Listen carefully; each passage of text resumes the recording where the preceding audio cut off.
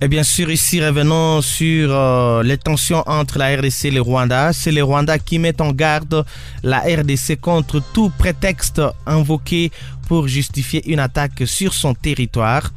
Ici, ce sont les forces armées de la République démocratique du Congo qui ont publié bien sûr un communiqué prétendant réagir à une déclaration du gouvernement rwandais datée du 18 juillet. Cependant, cette déclaration n'existait pas et n'a jamais été publiée, a annoncé le gouvernement rwandais dans un communiqué publié mercredi.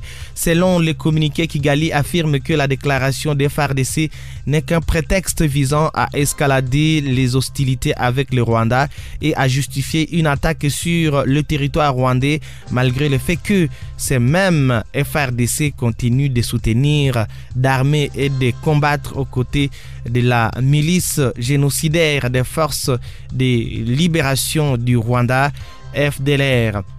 Alors ici, c'est comme nous l'avons rappelé précédemment, le Rwanda continuera à déployer des systèmes de protection contre la violation de son espace aérien et de ses frontières et fera obstacle à tout débordement du conflit dans l'est de la RDC sur son territoire, conclut le communiqué du bureau du porte-parole du gouvernement rwandais.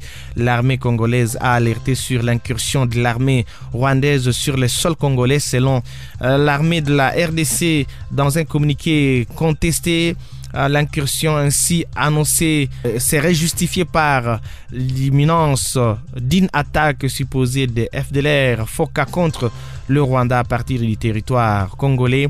Les militaires congolais avaient aussi affirmé que les militaires rwandais sont prêts à officialiser leur présence sur le sol congolais afin de cacher et effacer de la mémoire collective tous les crimes, massacres et autres atrocités déjà commis, notamment à Kishiché ou à Kalake. En prenant à témoin l'opinion nationale et internationale, les FARDC déclarent qu'en cas d'attaque de manière officielle du territoire congolais par les troupes terroristes de RDF et leur lacan du M23, le FARDC précisait s'est réservé le droit de répondre très vigoureusement.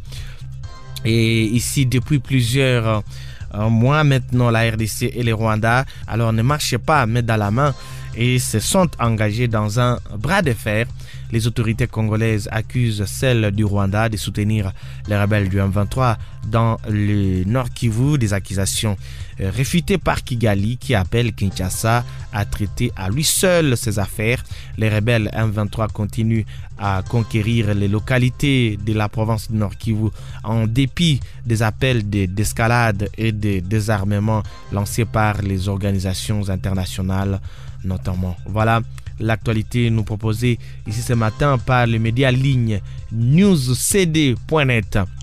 Alors, je l'ai dit, c'est un député français qui a déposé une résolution condamnant le soutien de Paul Kagame plutôt à la rébellion du M23. C'est le député français Carlos Martens Bilongo qui a déposé le mardi une résolution visant à condamner Paul Kagame, président rwandais, pour son soutien aux rebelles M23 qui s'affrontent depuis plusieurs mois maintenant avec les forces armées de la République démocratique du Congo FARDC dans la province du Nord Kivu. Ces affrontements qui ne montrent à présent aucun signe d'apaisement visant des déplacements massifs des populations et des morts, dont les enfants, craignant aussi une guerre à grande échelle. Dans un document, ces députés s'est notamment basé sur, entre autres, des rapports des experts de l'Organisation des Nations Unies. Rappelons que son texte est soutenu par tous les députés du mouvement La France Insoumise, LFI. Bien sûr, inquiet de la situation humanitaire dans le Nord Kivu à cause de la guerre, Carlos Martens Bilongo a par ailleurs exhorté les dirigeants français à agir en urgence pour aider les personnes en condition de déplacement. Le député a en outre accusé le président français Emmanuel Macron de fermer les yeux face à la situation. Pour rappel, les Congolais accusent la France de complicité au sujet de l'agression de leur pays par le Rwanda. Les Congolais accusent les autorités françaises de ne pas être directes et un mot pour condamner l'agression rwandaise à l'instar de l'Espagne ou encore de l'Allemagne.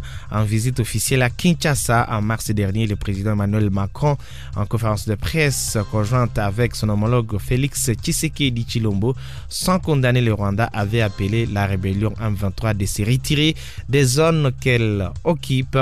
À force est de constater que malgré l'ultimatum qu'il avait donné, les rebelles M23 continuent à conquérir des villages au Nord Kivu, dans l'est de la RDC. Pour répondre aux besoins humanitaires, le chef de l'État de la France avait annoncé une aide humanitaire de 34 millions d'euros.